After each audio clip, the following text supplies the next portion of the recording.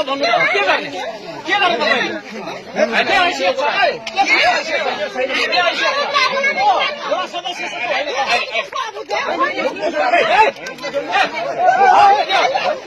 अब तपाईँ विवाद भयो त्यसले गर्दा विवाद समाधान गर्ने तपाईँ होइन समाधान पक्ष त होला नि त तपाईँ होइन म होइन भने विवाद कारणले गर्दाखेरि म मिलाउँछु चित्त किन बुझाउने भने उहाँहरूलाई तपाईँले कसरी भन्नुभएको छ त्यो चित्त बुझाउनु नआउँछ उहाँहरूको जिम्मेवारी कुरा तर उहाँहरू पनि वडावासी हो यो टोल विकास समितिको नागरिक हुन् होइन मैले चाहिँ मेरो वडाको कर्तव्य निर्वाह गरे हो तर कर्तव्य